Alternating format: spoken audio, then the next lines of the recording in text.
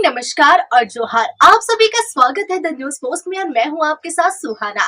खबरों में आगे बढ़ेंगे। आज के झारखंड की तमाम 24 बड़ी खबरें और महत्वपूर्ण खबरों से रूबरू कराएंगे, लेकिन इससे पहले अगर आपने नहीं किया है द न्यूज पोस्ट को सब्सक्राइब, तो सबसे पहले आप हमारे चैनल को सब्सक्राइब करें, बेल आइकन पर क्लिक करना ना भूलें, क्योंकि इससे आपको राज्य भर की तमाम अपडेट मिलती रहेगी। तो चलिए शुरू करते हैं आज की महत्वपूर्ण खबरों से। सबसे पहले मौसम की बात कर लेते हैं। रांची में मौसम का मिजाज बदला दिखेगा। ठंड से राहत मिलने की संभावना है। पारा 2 डिग्री तक बढ़ने का अनुमान है। अधिकतम तापमान 28 तक जा सकता है, वहीं न्यूनतम तापमान 18 रहने की संभावना है।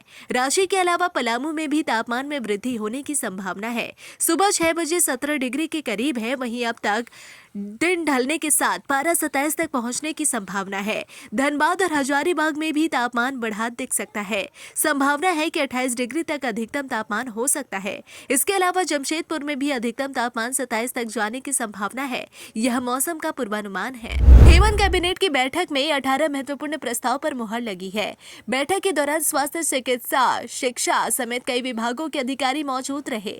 कैबिनेट की बैठक में दुमका एयरपोर्ट से क्षेत्रीय संपर्कता के नियमित उड़ानों के लिए CNS-ATM की सेवाओं के लिए एयरपोर्ट अथॉरिटी ऑफ इंडिया के साथ समझौता करने के प्रस्ताव को स्वीकृति दी गई। राज्य कर्मचारियों के लिए स्वास्थ्य बीमा योजना लागू करने की स्वीकृति दी गई। पारा मेडिकल जिला स्तरीय नियमावली बनाने की स्वीकृति दी गई। इसके साथ ही राज्य सरकार मामले से जुड़े सभी अनुसंधानकर्ता को मोबाइल सुविधा उपलब्ध कराएगी। अनुसंधानकर्ता को 25,000 रुपए तक के मोबाइल फोन उपलब्ध कराए जाएंगे। वित्तीय वर्ष 2024-25 से 2029-30 तक माध्यमिक विद्यालयों में कंप्यूटर शिक्षा के लिए 94 करोड़ 50 लाख रुपए मंजूर किए गए। झारखंड पेट्रोलियम डीलर्स एसोसिएशन के अध्यक्ष अशोक कुमार सिंह ने सीएम हेमंत सोरेन से मुलाकात कर ज्ञापन दिया है। अशोक सिंह ने राज्य सरकार से वैट घटाने की मांग की है। संगठन का मानना है कि वैट कम होने से राज्य सरकार के राजस्व में 100 करोड़ रुपए का मुनाफा होने का दावा किया है। इस दौरान सीएम से मुलाकात में मुख्यमंत्री ने इस दिशा में जल्द निर्णय लेने का भरोसा दिया है।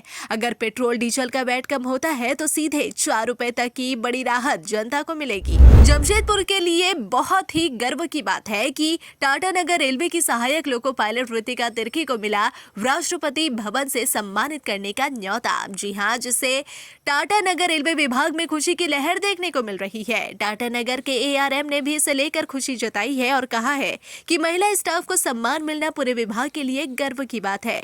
उन्होंने कहा कि जैसे ही पता चला कि टाटा नगर की सहायक लोको पायलट ऋतिका को राष्ट्रपति भवन से सम्मानित करने को लेकर एक पत्र आया है, उसके बाद से ही सभी रेलवे कर्मियों में खुशी की लहर है। ARM ने कहा कि राष्ट्रपति के हाथों ऋतिका को जो सम्मान देने का निश्चय किया गया है, ऋतिका उसकी हकदार भी है।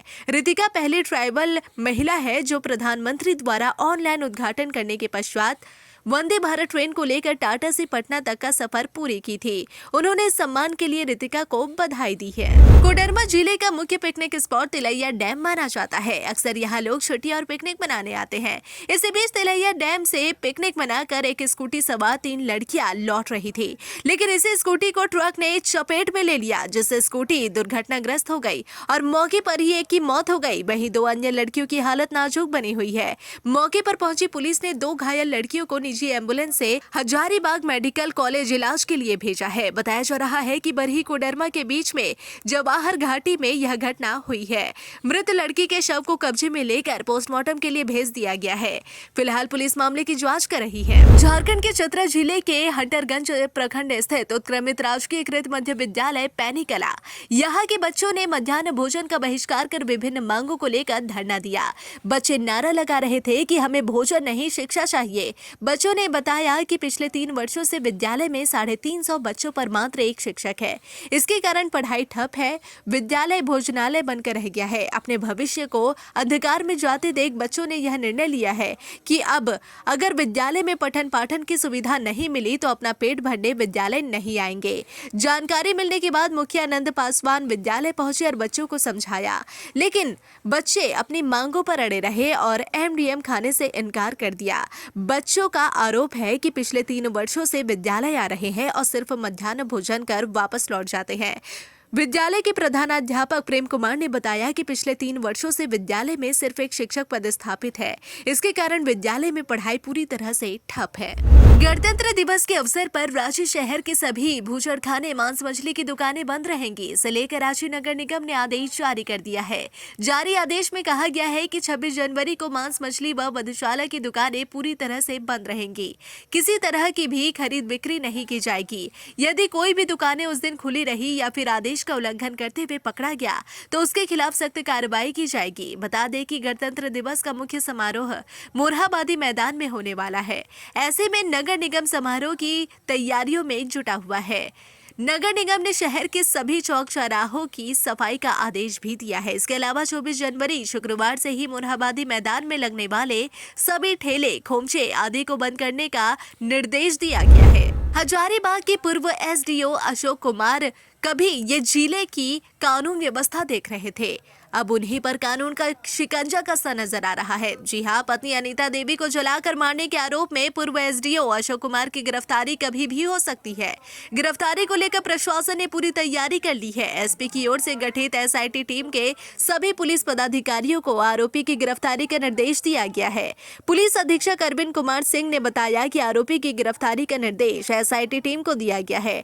टीम में सदर एसडीपीओ अमित आनंद, सदर इंस्पेक्टर नंदकिशोर साहू, लोहसिंगना थाना प्रभारी संदीप कुमार, लोहसिंगना थाना के सब इंस्पेक्टर सुनील कुमार मेहता, सदर थाना के सब इंस्पेक्टर विपिन कुमार और राहुल कुमार का नाम शामिल है। झारखंड में एक और घोटाले का आरोप भाजपा ने लगाया है। भाजपा ने कोरोना काल में पैसे लूट मामले की जांच की मांग की। भाजपा ने दावा किया है कि राज्य में आपदा प्रबंधन के 1300 करोड़ रुपए का घोटाला किया गया है। अमित मंडल ने कहा कि 1300 करोड़ रुपए सरकार ने डकार लिया है। आपदा के पैसे का घोटाला किया गया है। पैसे कहाँ गए इस बात की जानकारी किसी को नहीं। यहाँ तक कि सरकार की किसी ऑडिट रिपोर्ट में भी जानकारी नहीं है। स्वास्थ्य विभाग के 700 करोड़ और कृषि के 600 करोड़ रुपए लूटने का काम किया गया है। उन्होंने कहा कि यह पैसा उस समय लूटा गया जब आपदा फैली हुई थी, हर तरफ चीख पुकार मची थी। ऐसे में आपदा को अवसर में बदलने का काम किया गया है। ये पैसा जिलों को भेजा गया तो आखिर कितना पैसा किस जिले में गया और इसकी रिपोर्ट क्या थी? क्या इस बात की जानकारी नहीं ली गई? कृषि के क्षेत्र में 600 करोड़ रुपए खर्च किए गए। अब इसका जवाब देने की जरूरत है कि किसानों के बीच कितने पैसे बांटे गए। अमित मंडल ने भी कहा कि आपदा का पैसा केंद्र सरकार देती है। ऐसे में पिछले पैसे का हिसाब देने के बाद ही नया पैसा भेजा जाता है। अब सरकार ने 1300 करोड़ रुपए को लूटकर जनता को मरने के लिए छोड़ दिया है। अगर राज्य में कोई आपदा आती है तो राज्य सरकार यहाँ के लोगों को मरने के लिए छोड़ देगी। केंद्र सरकार को या अपने किसी रिपोर्ट में 1300 करोड़ के पैसे का कहीं जिक्र नहीं है। अब राज्यवासियों को राजेंद्र आयुर्विज्ञान संस्थान यानी रिम्स में और भी बेहतर सुविधाएं मिलने वाली है, क्योंकि हेमंत सरकार रिम्स 2.0 बनाने की तैयारी में जुट गई है। रिम्स को और भी बेहतर बनाने के लिए सीएम हेमंत सोरेन ने अधिकारियों के साथ बैठक कर उन्हें रिम्स का एक बेहतर मास्टर रीडेवलपमेंट प्लान जल्द से जल्द तैयार करने को कहा है। सीएम ने अधिकारियों को निर्देश दिया है कि भविष्य को ध्यान में रखते हुए ही मास्टर रीडेवलपमेंट प्लान बनाए। अस्पताल में स्वास्थ्य व्यवस्थाओं का आधुनिकीकरण ही पहली प्राथमिकता होनी चाहिए। सीएम हेमंत सोरेन ने रिम्स के रीडेवलपमेंट मास्टर प्लान को लेकर कहा कि सभी हॉस्टल को एक जगह करने के साथ साथ सभी रेजिडेंशियल कॉम्प्लेक्स को नॉर्थ ब्लॉक में शिफ्ट करने का प्लान बनाया जाए। रिम्स परिसर के 1600 बेड वाले इंडोर क्षेत्र का रिनोवेशन किया जाए। इस रिनोवेशन के लिए बेसमेंट एरिया को सील कर दिया जाए ताकि बार बार होने वाला वाटर लॉगिंग रोका जा सके। गढ़वा जिले से महिला से ठगी करने का मामला सामने आया है, जहां शहर के रंका मोड़ पर स्थित पंजाब नेशनल बैंक के एटीएम से एक महिला से 25,000 रुपए की ठगी कर ली गई है। मिली जानकारी के अनुसार महिला अपने एटीएम से 25,000 रुपए निकालने के लिए घुसी थी। इसी बीच दूसरा युवक घुसा और मदद करने के नाम पर महिला का एटीएम लेकर 25,000 दूसरे खाते में डालकर ट्रांसफर कर दिया और महिला को खाते में रुपया नहीं होने की बात कहकर फरार हो गया।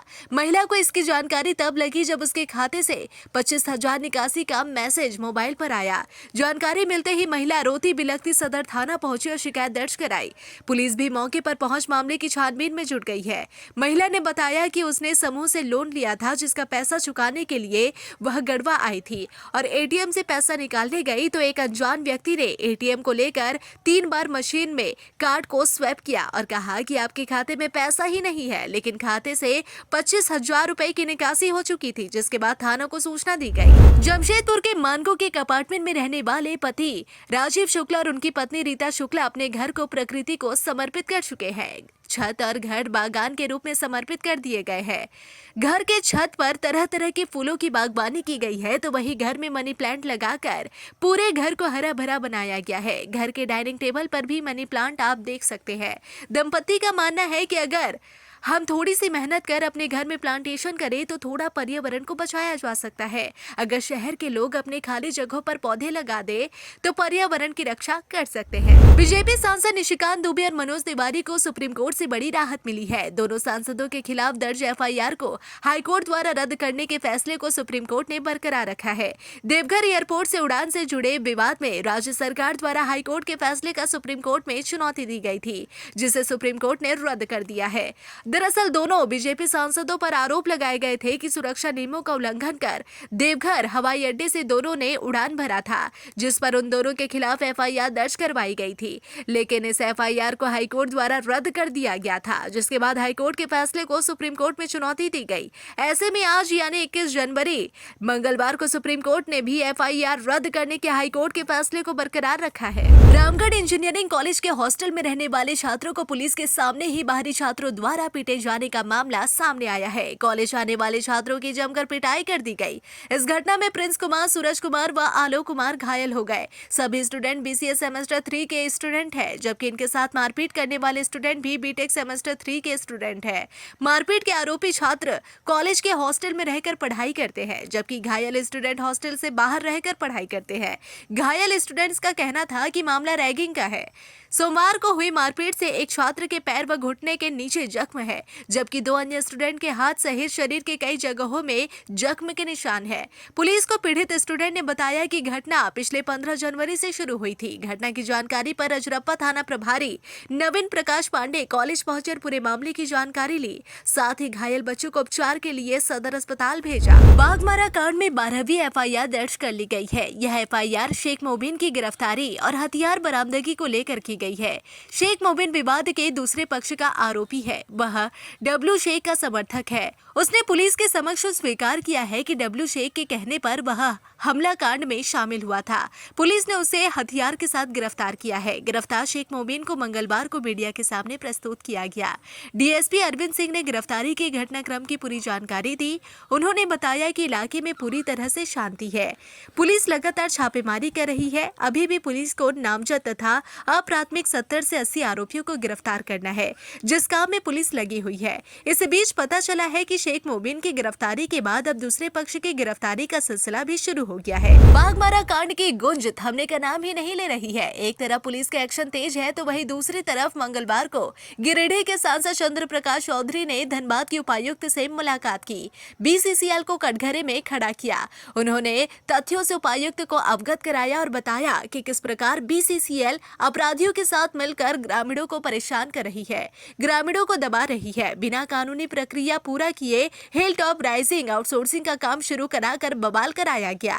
काम शुरू करने के लिए अपराधी गिरोह का सहारा लिया गया। सांसद ने बताया कि 7 जनवरी को उन्होंने बीसीसीएल को कहा था कि बिना प्रक्रिया पूरी किए ग्रामीणों को विश्वास में लिए बगैर काम शुरू नहीं कराया जाए, लेकिन बावजूद इसके आखिर किस वजह से इतनी जल्दबाजी में 9 जनवरी को काम शुरू करा दिया गया और इसके बाद बवाल मच गया। किशनपुर ओपी अंतर्गत डायन ग्रुप प्रथा को समाप्त करने और समाज में व्याप्त अंधविश्वास के प्रति जागरूकता बढ़ाने के लिए एक विशेष अभियान चलाया गया। इस अभियान में किशनपुर के सामाजिक कार्यकर्ताओं व युवाओं ने सक्रिय रूप से भाग लिया। जागरूकता अभियान किशनपुर के मुख्य स्थानों किशनपुर मध्य विद्यालय और किशनपुर हाई स्कूल में आयोजित किया गया। इसमें बच्चों और स्थानीय समुदाय को डायन कुप्रथा जैसी घातक प्रथाओं के सामाजिक और कानूनी दुष्परिणामों के बारे में जानकारी दी गई।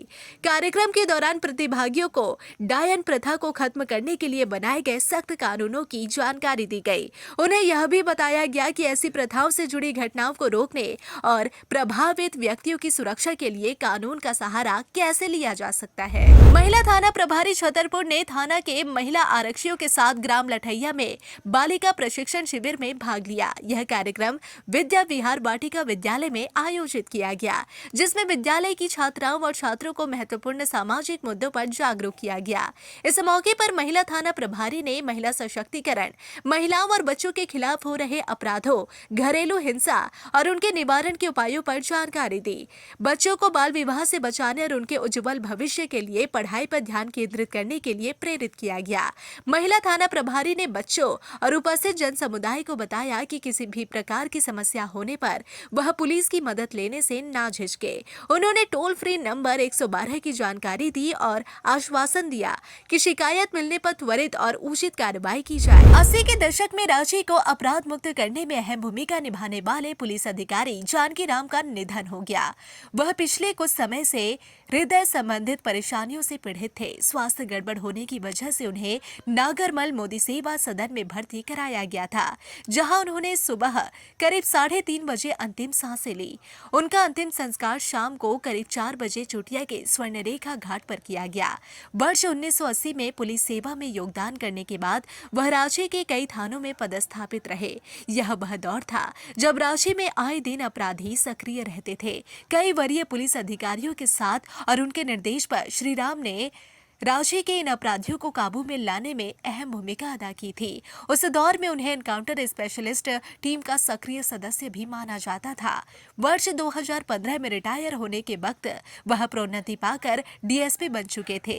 सेवानिवृत्ति के बाद चुटिया में अपने निवास पर रहने के दौरान वह कई सामाजिक संगठनों से भी सक्रिय तौर पर जुड़े रहे और जनसेवा के कार्यों में बढ़ चढ़कर हिस्सा लिया। रांची के मोरहाबादी मैदान में 26 जनवरी को लेकर तैयारियों को अंतिम रूप देने का काम शुरू हो चुका है। इस बार पश्चिम बंगाल पुलिस की बटालियन गणतंत्र दिवस परेड की गेस्ट बटालियन बनी है।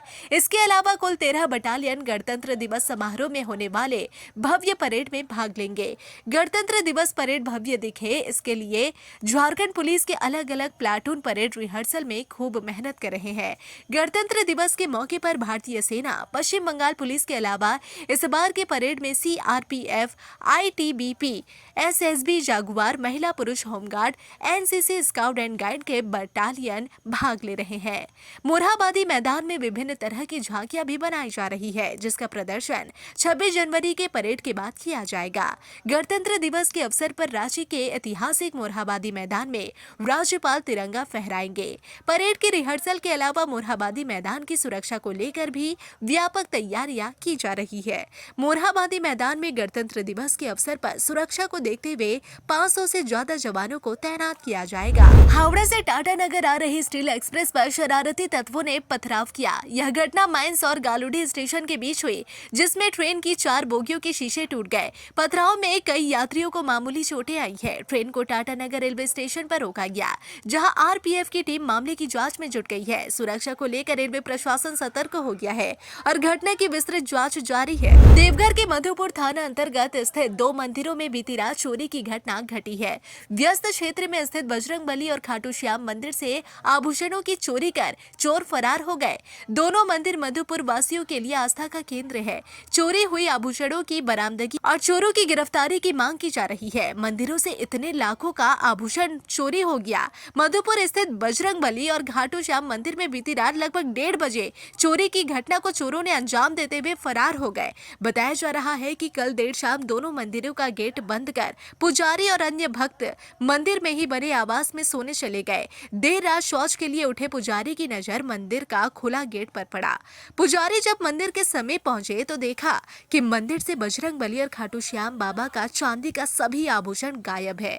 पुजारी शोर मचाने लगा तो आसपास के लोग इकट्ठा होने लगे। सभी ने मंदिर से आभूषण चोरी होने की बात कही। दोनों मंदिर से भगवान का चांदी का मुकुट, माला एवं अन्य चांदी का आभूषण चोरों ने चोरी कर लिया है। बताया जा रहा है कि आभूषणों की कीमत लगभग 30 लाख के आसपास है। देवघर का चित्रा कोलियारी, जिसे एसपी माइंस भी कहते हैं, यह ईस्टर्न कोलफील्ड के अंतर्गत आता है। इस कोलियारी का आज निरीक्षण करने ईसीएल के सीएमडी सतीश झा पहुंचे। निरीक्षण के बाद कहा कि यह कोलियारी बहुत पुराना है। यहाँ कर्मी जान जोखिम में रखकर काम करते हैं। पिछले 2 वर्षों में जो उत्खनन होनी थी वो नहीं हुआ। इसका कारण है जमीन अधिग्रहण। सीएमडी ने कहा कि डीजीएमएस के पास भी इस कोलियारी का प्लान मैप उपलब्ध नहीं है और न ही कोई समुचित रिकॉर्ड, इसलिए इस कोलियरी के विकास में अड़चन हो रही है। सीएमडी ने बताया कि जैसे जैसे स्थिति ठीक होती जाएगी यह कोलियरी सुचारू रूप से चलने लगेगा।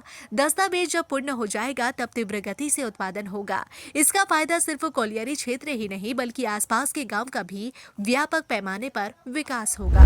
राज्य में संचालित 80 सीएम स्कूल ऑफ एक्सीलेंस में नामांकन की प्रक्रिया 20 जनवरी से शुरू हो गई है। आज से आवेदन फॉर्म जमा होने शुरू हो चुके हैं। नामांकन के लिए आवेदन फॉर्म 10 फरवरी तक जमा लिए जाएंगे। अभिभावक अपने बच्चों के नामांकन के लिए आवेदन फॉर्म ऑफलाइन और ऑनलाइन भी जमा कर सकते हैं। वहीं उत्कृष्ट विद्यालय में बच्चों के नामांकन की प्रक्रिया को लेकर विभाग द्वारा पत्र जारी कर सभी जिला शिक्षा पदाधिकारी को आदेश दिया गया है और गाइडलाइन भी जारी कर दी गई है। गाइडलाइन के अनुसार स्कूलों में बच्चों के एडमिशन के लिए जिला स्तरीय चयन समिति द्वारा 1 मार्च 2025 को प्रवेश परीक्षा ली जाएगी। परीक्षा के लिए JCERT द्वारा प्रश्न पत्र तैयार किए जाएंगे, जिसके बाद मेरिट लिस्ट के आधार पर एडमिशन के लिए बच्चों का चयन होगा। पहले मेरिट लिस्ट 10 मार्च को निकाली जाएगी। शैक्षणिक वर्ष 2025-26 के लिए कक्षा 1 से संचालित होने वाले विद्यालयों में कक्षा 1 में बच्चों का एडमिशन लिया जाएगा। कक्षा 6 से 12 वाले स्कूलों में कक्षा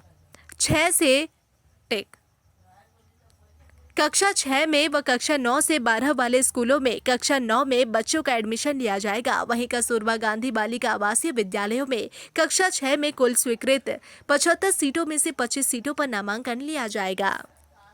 फिलहाल इस बुलेटिन में बस इतना ही। ऐसे ही तमाम खबरों के लिए बने रहे द न्यूज़ पोस्ट के साथ।